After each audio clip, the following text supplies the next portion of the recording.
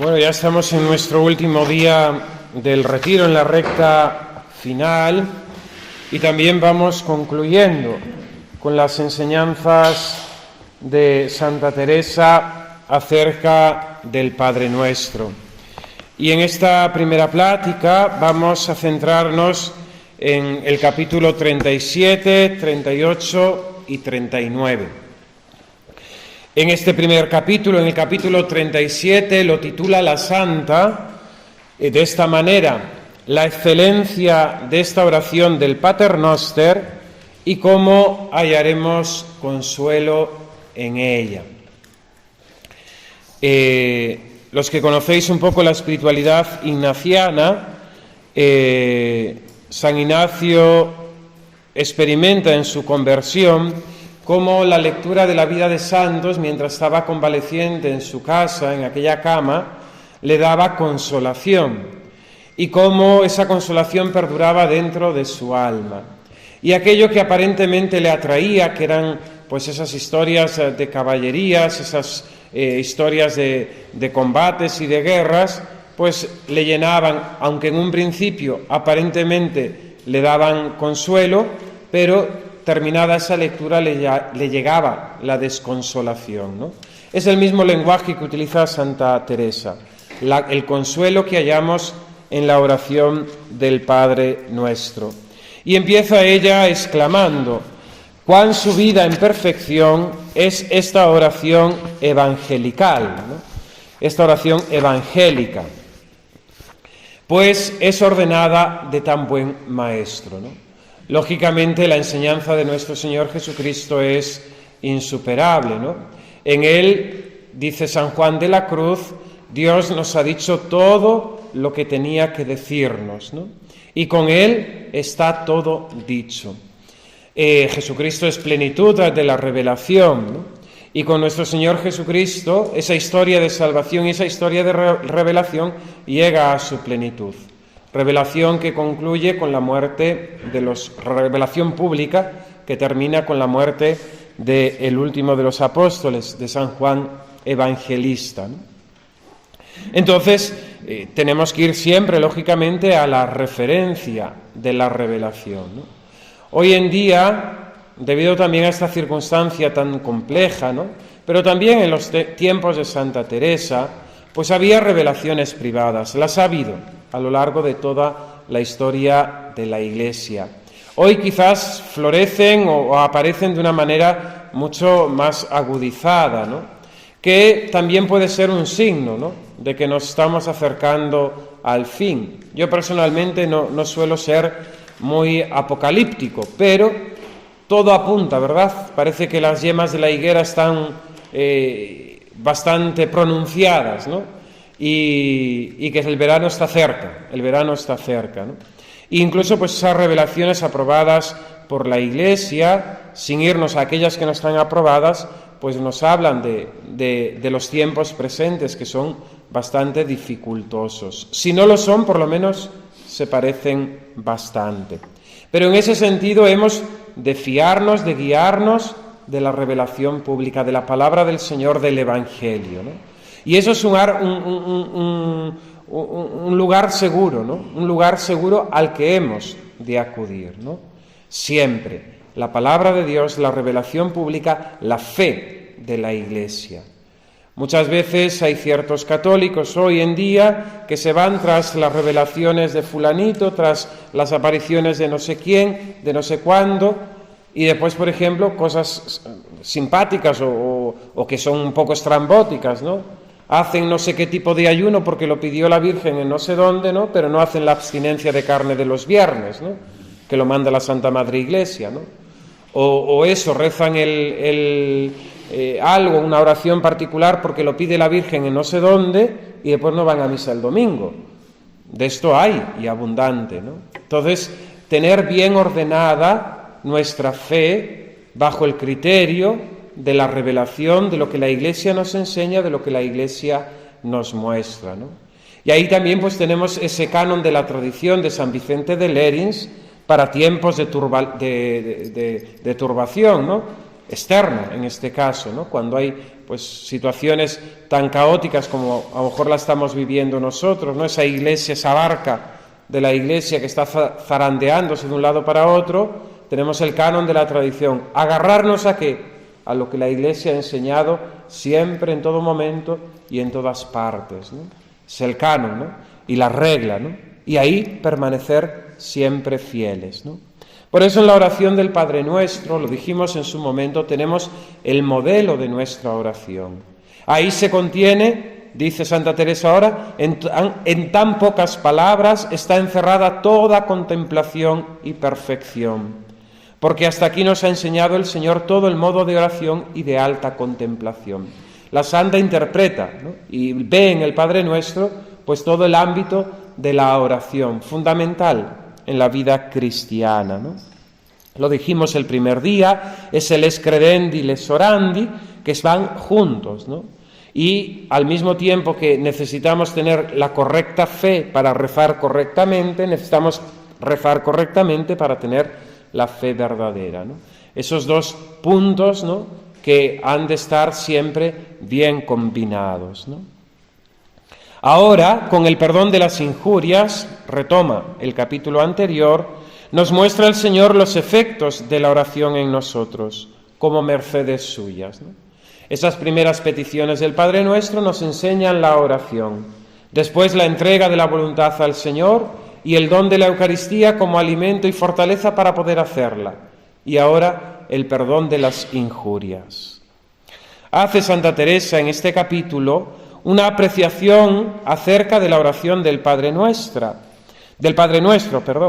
y cómo ve en ella que el Señor ha dejado las peticiones como un poco confusas, abiertas, ¿no?, con un sentido amplio, ¿no? Y dice, para que todos entendiesen. Los contemplativos pidiendo cosas y mercedes del cielo, y aquellos que aún viven en esta tierra, es bien que vivan conforme a su estado, pidan también su pan y las demás cosas conforme a sus necesidades, ¿no?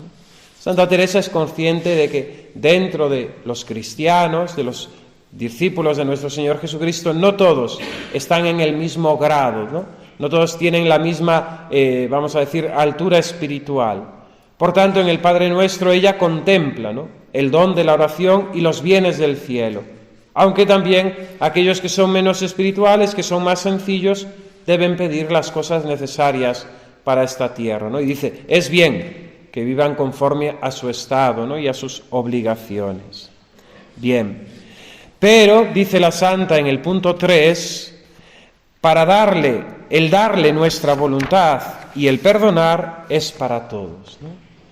Si bien los bienes espirituales, el don de la oración, ya sea oración de recogimiento, oración contemplativa, oración de unión, oración mística, la Santa dice que son para aquellos que son más espirituales, que están más adelantados, aquellos que tienen una predilección divina sobre ellos. El perdonar las ofensas y el darle la voluntad de Dios es para todos los cristianos, para todos los bautizados. Y dice ella, aunque en esto hay más y menos. Los perfectos darán la voluntad como perfectos y perdonarán con perfección. Y dice ella a sus hijas, nosotros haremos lo que pudiéramos, que todo lo recibe el Señor, ¿no? Nosotros haremos lo que pudiéramos, que todo lo recibe el Señor. Quizás a lo mejor en estos días, al escuchar esta doctrina tan excelsa, digamos, esto está demasiado alto para mí, ¿no? Yo ando todavía demasiado bajo, ¿no? Bueno, nosotros hagamos lo que pudiéramos, que todo lo recibe el Señor, ¿no? Si el Señor todavía no nos ha traído a ese ámbito de la oración, de recogimiento, de contemplación, etcétera, etcétera, bueno, empecemos nosotros, pongámonos a disposición de ello y ofrezcámoselo al Señor, que Él lo recibe todo. Dice la Santa, podemos decir una vez esta oración, que como nuestro Señor entienda que no nos queda doblez en nosotros, sino que haremos lo que decimos, nos deje ricas, ¿no? Nos dé sus dones, nos conceda sus bienes. Si una vez rezamos esta oración sin doblez, con pureza de corazón, el Señor lo escuchará, lo atenderá y veremos cómo el Señor se derrama en nosotros con sus dones y con sus bienes, ¿no? Y vuelve al mismo tema, ¿no? De atender a lo que decimos, a no burlar al Señor.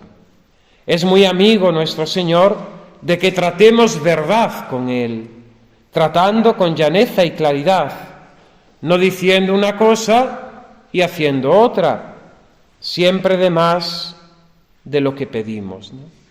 El Señor es amigo de que tratemos con Él en verdad. Y cuando así lo hacemos, Él da más de lo que nosotros le pedimos, ¿no? Pero es importante esta pureza de intención.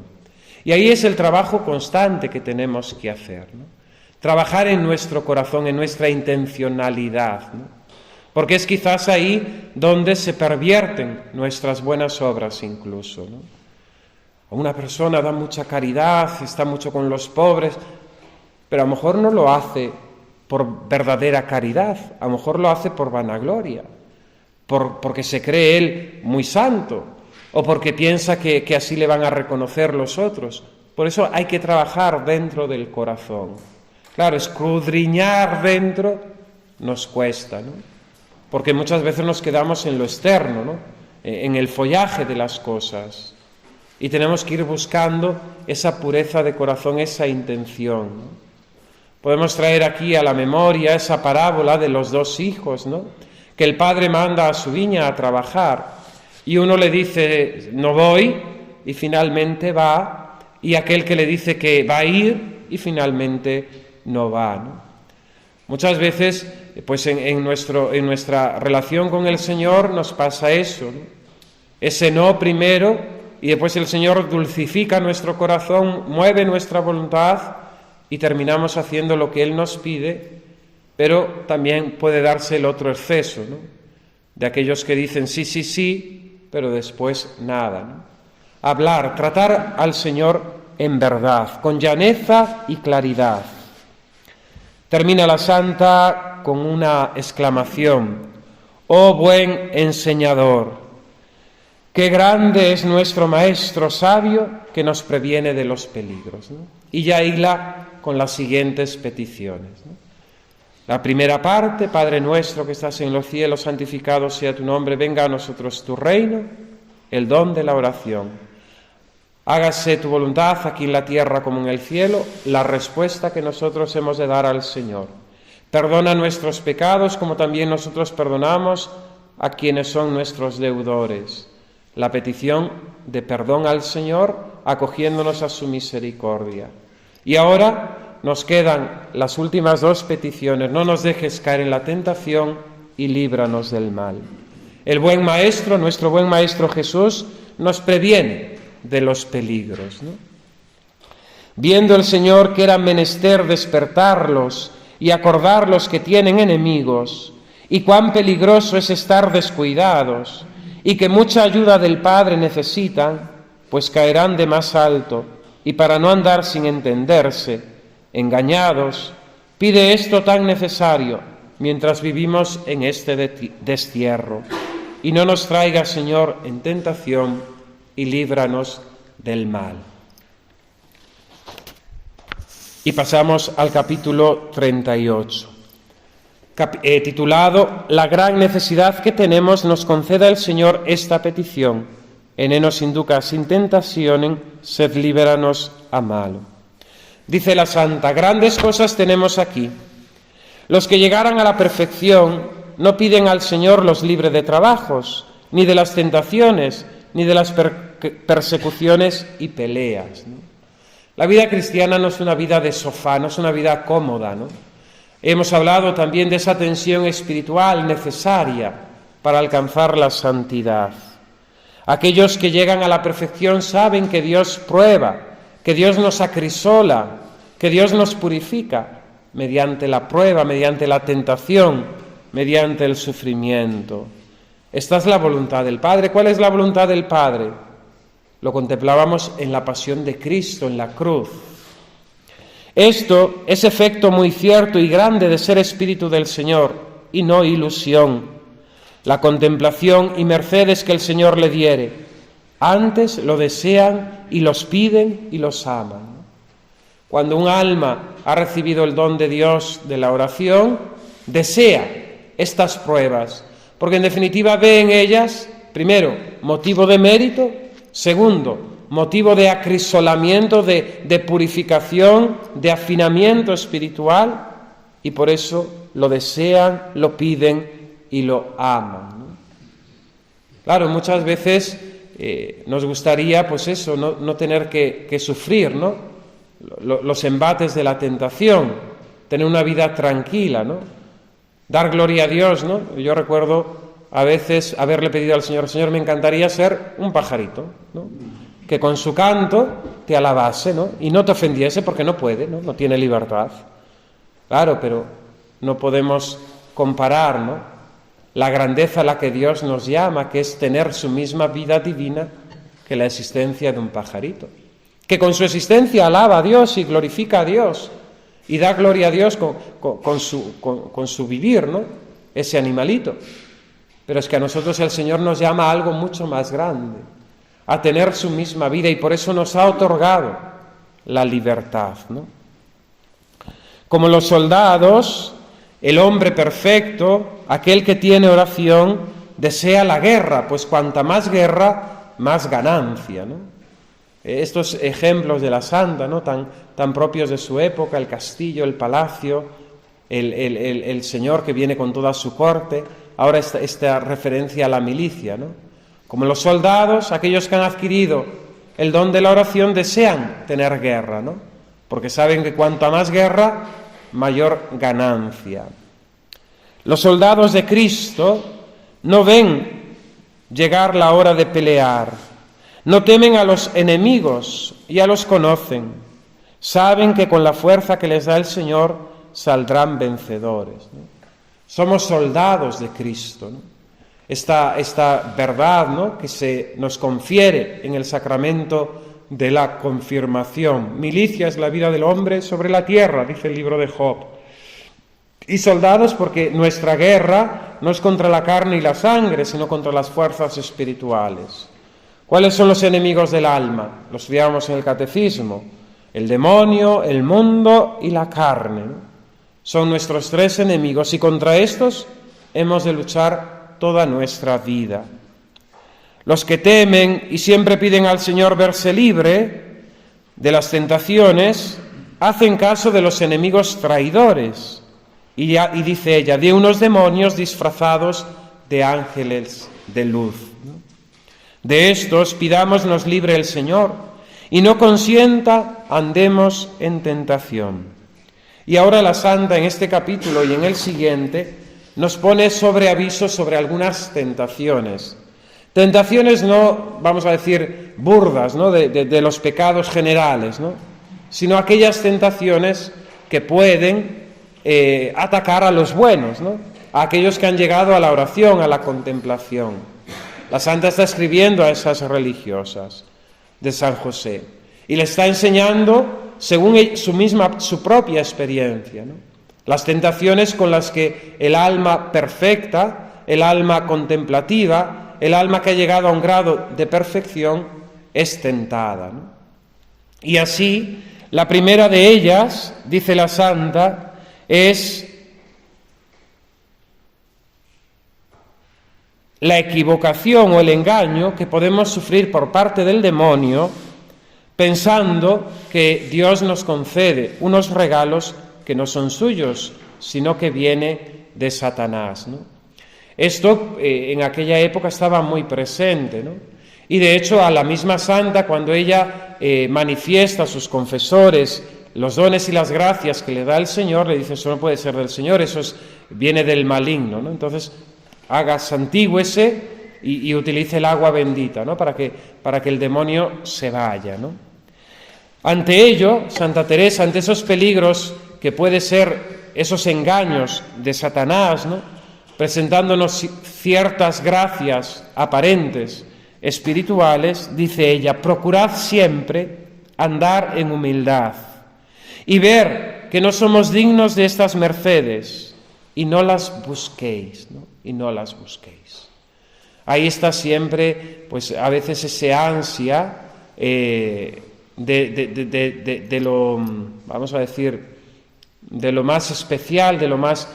Y querer nosotros mismos tener esas gracias que leemos en la vida de los santos, ansiar esas gracias, buscarlas, y claro, ahí viene el demonio a satisfacernos prontamente, ¿no? Engañándonos y pensando que nosotros ya tenemos don de contemplación o que tenemos, pues eso, lo que hay ahora, ¿no? Dones de profecía y dones de curación y cosas así extrañas, ¿no? Puede el demonio entrar por ahí, puede el demonio engañarnos, ¿no? Somos indignos de estos dones y hay que mantenerse en esa humildad, no buscándolo por nuestra cuenta. Si el Señor nos lo quiere dar, nos lo concederá. Bien es, dice ella, andar con aviso, no haga quiebra en la humildad o engendre alguna vanagloria, ¿no? Porque la humildad, lo dice ella, lo acaba todo, ¿no? Entonces, cuando esos aparentes dones no nos llevan por el camino de la humildad y lo único que hacen en nosotros es engendrar la vanagloria, tenemos ahí señal clara, ¿no?, de que no vienen de Dios. El segundo gran daño que procura en nosotros esos demonios, vestidos, disfrazados de ángel de luz, es haciéndonos creer que tenemos virtudes, no las teniendo, ¿no? Y dice ella, esto es una pestilencia, ¿no? Huele mal, ¿no? Parece que damos y servimos y que está el Señor obligado a pagar, y así poco a poco esto va haciendo mucho daño, ¿no? El demonio nos puede hacer presentar que tenemos, o nosotros mismos, ¿no? Como he dicho el otro día, ¿no? Muchas veces le echamos la culpa al demonio de lo nuestro, ¿no? Entonces a veces nosotros mismos somos los que nos tentamos, ¿no? Y pensamos que somos muy virtuosos, ¿no? A veces, escuchando alguna entrevista o algún programa, me llama mucho la atención, pues, la autoestima, ¿no?, tan alta que muchas personas se tienen, ¿no? Lo que se cree mucha gente, ¿no? Y realmente no tienen la objetividad para juzgarse, ¿no? Y se presentan, ¿no?, pues eso, hoy en día tristemente presumiendo de sus mismas miserias y sus mismos pecados, ¿no? Es el principio del liberalismo, ¿no? Hacer del pecado privado virtud pública, ¿no? Y hoy esto pues está presente en nuestra sociedad, ¿no? La televisión lo único que nos presenta es eso, antimodelos, ¿no? Personas que se vanaglorian de sus propias miserias, ¿no?, y de sus propias bajezas. Podemos pensar que tenemos virtud no las teniendo, ¿no? Y en ese sentido esto nos lleva a ponernos ante Dios como que Dios es nuestro deudor, que Dios nos debe recompensar el trabajo que hacemos por Él, ¿no? Señor, mira que yo soy muy bueno. Señor, mira que yo trabajo, mira que voy a misa, mira que rezo todos los días, ¿no? Yo, Señor, que te he entregado mi vida como sacerdote, ¿no? Yo como madre de familia que me he abierto a la vida. Yo, Señor, que cumplo con todas mis obligaciones, con mi trabajo y doy mi diezmo, ¿no?, a la Iglesia. Son pequeñas tentaciones que pueden corromper, ¿no?, nuestra relación con el Señor. Esto enflaquece la humildad, dice la santa, y por otro lado hace que nos descuidemos en adquirir la virtud que pensamos tener, ¿no? Y esto hace creer que tenemos esa virtud y por eso ya no trabajamos en ella. Dice la santa, ¿qué remedio para esta tentación? Oración. Oración y suplicar al Padre Eterno que no permita que andemos en tentación, ¿no? Pensar que tenemos virtud no teniéndola. El tercer peligro, la tercera tentación a la que hace referencia la santa es parecernos que el Señor ya nos ha dado una virtud y entendamos que si no es bien recibida puede tornar a quitárnosla, ¿no? Muchas veces experimentamos en nosotros, y voy a leer lo que dice ella, que lo expresa mejor que lo pueda decir yo, el Señor nos ha concedido una cierta virtud, la paciencia, ¿no? Pero si nosotros no hemos correspondido bien a esa gracia, el Señor puede quitárnosla, ¿no? Y la misma santa, hablando de sí misma, dice: unas veces me parece que estoy muy desasida de las cosas de este mundo, y en hecho de verdad, pero veniendo a la prueba lo estoy. Otra vez me hallo tan asida, y de cosas que por ventura el día antes burlara yo de ello, que casi no me conozco, ¿no? Unas veces estoy tan desasida de las cosas, y viene la prueba y muestro que es así. Y otros días, en cambio, me veo que estoy asida, apegada a cosas insignificantes, que me hubiese reído el día anterior, ¿no? Otras veces me parece que tengo mucho ánimo y que a cosa que fuese servir a Dios no volvería el rostro. Y probado es así que le tengo para algunas. En cambio, otro día viene que no me hallo con Él para matar una hormiga por amor de Dios, si en ello hallase contradicción, ¿no? Unas veces tengo la fortaleza para realizar unas obras, ¿no?, por amor de Dios, y en cambio en otras ocasiones ni para hacer la mínima acción tengo fortaleza, ¿no? Así, unas veces me parece que de ninguna cosa que murmurasen de mí, ni dijesen, no se me da nada, y probado algunas veces es así, que antes me da contento. En cambio vienen días que solo una palabra me aflige, y querría irme del mundo, porque me parece me cansa en todo. Y en esto no estoy yo sola, que lo he mirado en muchas personas mejores que yo, y sé que pasa así. Ese engaño de pensar que ya tenemos la virtud adquirida y ver que tantas veces experimentar que no es así, que para unas veces sí lo tenemos en algunas ocasiones y en otras nos vemos tan débiles y tan flacos. Dice la santa, se pregunta: ¿quién puede decir que tiene virtud en sí? Verdad es que sirviendo con humildad nos socorre el Señor en las necesidades, mas si no hay de veras esta virtud, a cada paso os dejará el Señor, ¿no? Porque el Señor quiere que nos curemos en humildad, ¿no? La soberbia, el amor propio, la vanagloria, es pecado común, es el principio, ¿no?, de todos los demás pecados, ¿no?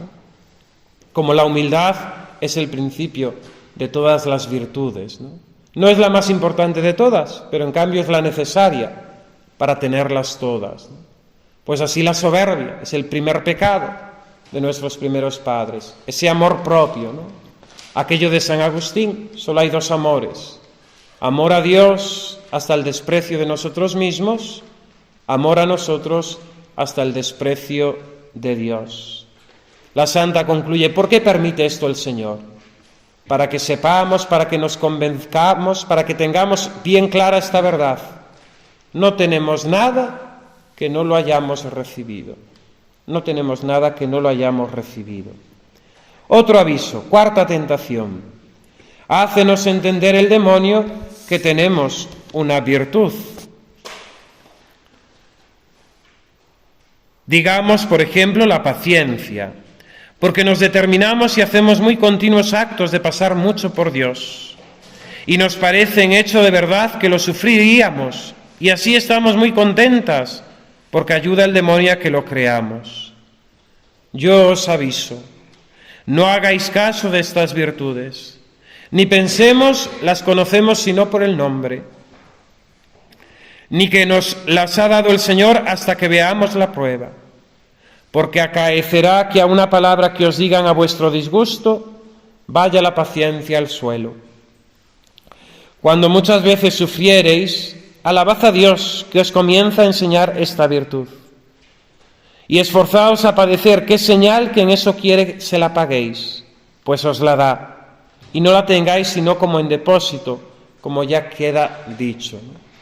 Esa humildad de la que habla la santa, que nos previene contra estas tentaciones del maligno y que nos enseña, ¿no?, a nunca vernos tan seguros, ¿no? Y esa es la siguiente tentación, ¿no?, que nos parecemos muy pobres de espíritu y traemos costumbre de decirlo, ¿no?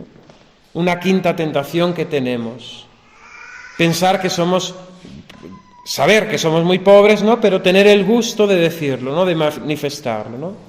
Soy un pobre pecadorcillo. Aunque parezca que sois así pobres de espíritu, temáis os engañéis, porque el verdadero humilde siempre anda dudoso en virtudes, y le parecen más ciertas aquellas que tienen sus prójimos, ¿no? El verdadero humilde siempre anda dudoso en virtudes, y le parecen más ciertas las que ve en su prójimo. En el capítulo 39 sigue con la misma materia y habla sobre estas mismas tentaciones y da algunos remedios, ¿no? Dice la santa: guardaos de unas humillaciones que pone el demonio con gran inquietud de la gravedad de nuestros pecados, hasta apartarse de la comunión y de tener oración, ¿no? Llega la cosa a término de hacer parecer a un alma que por ser tal la tiene Dios tan alejada que casi pone duda en su misericordia. Todo le parece peligro lo que trata y sin fruto lo que sirve, por bueno que sea. Dale una desconfianza que se le cae en los brazos por hacer ningún bien, porque le parece que lo es en los otros, en ella está mal, ¿no? ¿Cuál es esta tentación? Pues esa es un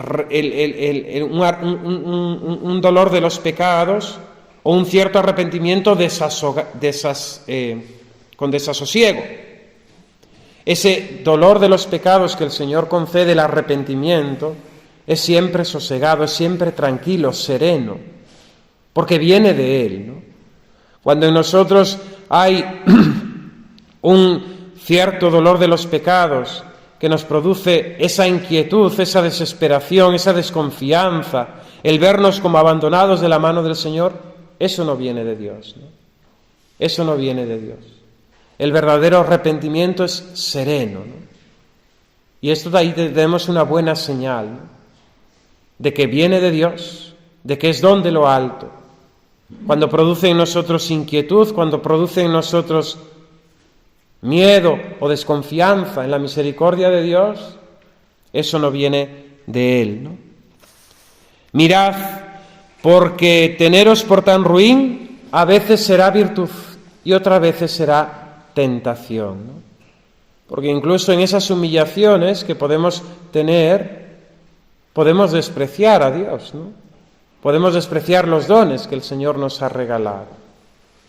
Lógicamente no somos nada, somos pecadores, pero somos redimidos por Cristo, herederos de su gloria, y el Señor se goza en perdonarnos, ¿no?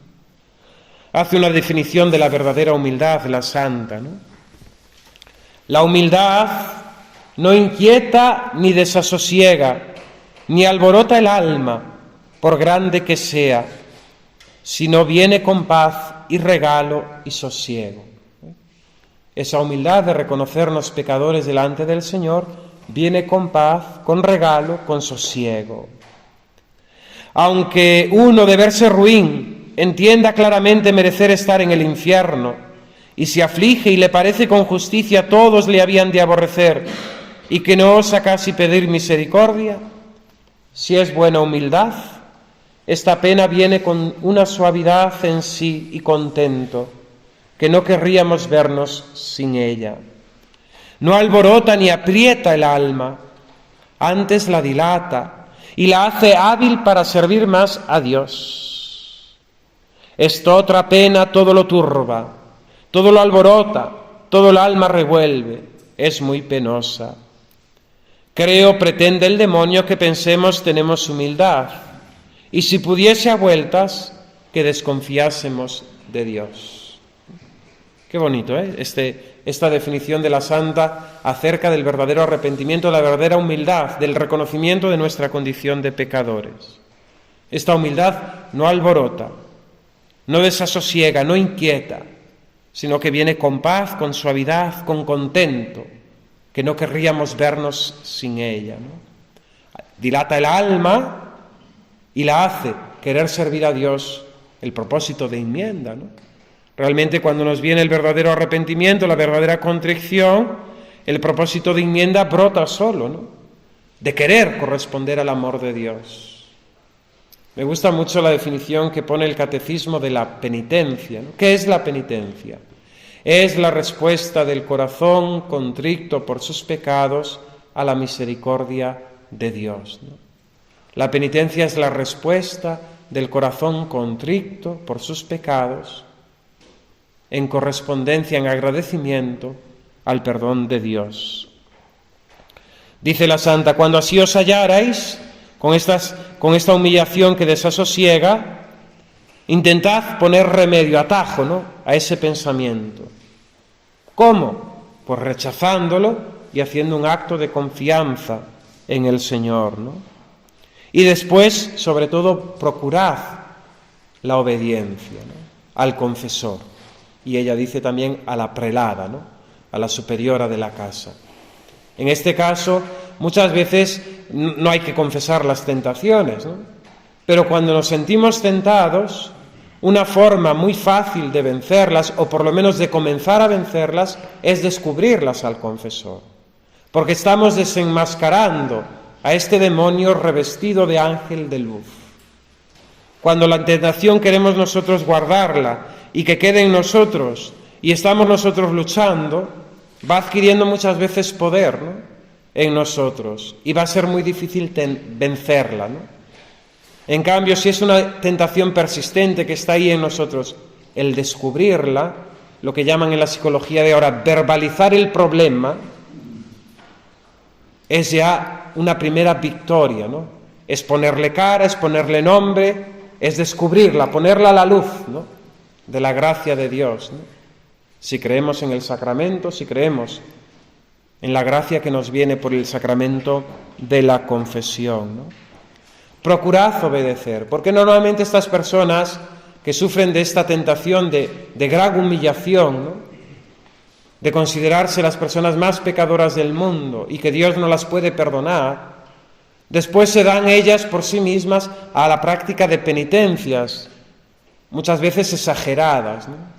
Por eso dice ella: procurad obedecer, ¿no? Someteos al dictamen de vuestro confesor. Él os dará la medida, ¿no?, de vuestra penitencia, y así caminaréis con la seguridad, ¿no? Nunca ningún santo aconseja la desobediencia, ¿no? Nunca ningún santo plantea una vida espiritual, vamos a decir, autónoma, independentista, ¿no? Siempre la somete, ¿no?, al dictado de la Iglesia, al dictado de los pastores, al dictado del confesor, ¿no? El mismo Sagrado Corazón de Jesús, ¿verdad?, cuando se aparece a Santa Margarita María de Alacoque, ¿no?, y ella le manifiesta las dificultades que tiene para llevar a cabo lo que le está pidiendo, el Señor le dice: obedece a tu confesora, obedece a tu superiora, ¿no? Y así en otras muchas, mismas Sor Lucía en las apariciones de Fátima, ¿no?, somete al confesor a lo que te diga, ¿no? El mismo Dios quiere que se obedezca a aquel que es su siervo, ¿no? Y el mismo Dios, en contra de su deseo, pide esa obediencia, ¿no? Bien. Otras tentaciones, dice la Santa, ¿no? La seguridad de parecernos que no tornaríamos a las culpas pasadas y contentos del mundo, ¿no?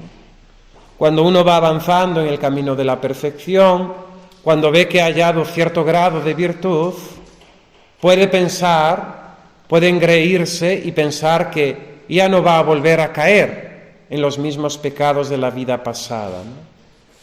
El que esté en pie, tema no caiga, ¿no?, nos dice el Señor en el Evangelio. Estad vigilantes, ¿no? Hemos de tener esa vigilancia, ¿no? No andéis tan seguras, dice la Santa, y guardaos de las ocasiones, ¿no? Nunca tener la seguridad en nosotros mismos, ¿no?, sino por pura misericordia de Dios, andando en mucha humildad delante de Él, pidiéndole nos conserve en gracia, y sobre todo ese guardaos de las ocasiones, ¿no? Muchas veces en mucho tipo de tentaciones que tenemos, ¿no?, ya de pecados generales, el problema es que nosotros mismos nos ponemos en ocasión de pecado, hecho que ya es pecado en sí mismo, ¿no?, el exponernos al peligro. Esas ocasiones de pecado, si nosotros somos medianamente inteligentes, hemos de preverlas y saber que si vamos ahí, pues lógicamente, si nos exponemos a que nos golpeen, pues caeremos fácilmente, ¿no? Muchas veces la voluntad es más fuerte para poder evitar las ocasiones del pecado. En cambio, ya cuando se encuentra en la ocasión, cuando ya está la tentación en funcionamiento, no tenemos resuelta la voluntad para luchar, ¿no? Y finalmente caemos. Ahí tenemos el Evangelio, ¿no?, del Señor cuando nos dice: si tu mano te hace pecar, córtatela. Cortar con las ocasiones, cortar con circunstancias, con personas, con instrumentos, con medios que nos llevan al pecado, ¿no? Y en eso cada uno debe ser su propio director, ¿no?, su propio guía, ¿no? Hay a personas que una circunstancia no le hace daño ninguno. Hay otras personas que esa misma circunstancia le provoca todo un huracán dentro del corazón, surge la tentación y acaba en el pecado, ¿no? Entonces, en eso cada uno tiene que ir conociéndose, ¿no? Dice la Santa que la verdadera oración ha de terminar en el propio conocimiento. En el propio conocimiento de nosotros mismos, de nuestra nada, de la grandeza de Dios, de nuestras debilidades, de nuestros puntos flacos, para saber también ponerle remedio, ¿no? Dice la Santa: tratad con quien os dé luz, ¿no? Es un consejo siempre a esa confianza, a esa apertura dentro del sacramento de la confesión, ¿no?, o la dirección espiritual, sabiendo que eso queda siempre en el ámbito del secreto, del sigilo sacramental, ¿no? Y en ese sentido, muchas veces sufrimos la tentación de desconfianza, ¿no? ¿Cómo le voy a contar esto, no? O qué vergonzoso. No tenemos que tener miedo, ¿no?, en esa confianza con el sacerdote, ¿no? Es cierto que no es fácil a veces encontrar un sacerdote que nos escuche con paciencia, ¿no?, sobre todo hoy en día que andan todos de un lado para otro, ¿no? Pero a ver los haylos, ¿no?, como las brujas en Galicia. El caso es encontrarlos. Entonces, buscar ese sacerdote que nos dé confianza, que nos ayude, exponernos, procurad con quien os dé luz, ¿no? No somos buenos directores cada uno de nosotros mismos, ¿no?, y hemos de desconfiar de nuestros propios consejos. Santa Teresa termina este capítulo declarando la necesidad que tenemos, ¿no?, de esta petición del Padre Nuestro: «Ene nos inducas in tentationes et líbranos a malo». Porque el demonio sigue tentando también a aquellas almas que llegan a la perfección. Y así tenemos como a los grandes santos, el demonio, él mismo en persona, viene a tentarlos, ¿no? Y tenemos un santo cura de Ars, una misma Santa Teresa de Jesús, un Padre Pío, ¿no?, donde el demonio no llega simplemente con la imaginación, ¿no?, sino que llega al maltrato físico, ¿no? Las almas perfectas también sufren tentaciones, ¿no?, y el que esté en pie, tema no caiga. Bien, pues ya nos quedan los últimos 3 capítulos, donde la Santa seguirá dándonos buenos consejos y su apreciación acerca del Padre Nuestro, para que nosotros podamos enriquecernos y adquirir pues este conocimiento y esta experiencia que ella tuvo, ¿no?, de oración y de la gracia de Dios. Te damos gracias, Señor, por los beneficios recibidos de tu mano generosa por Jesucristo nuestro Señor.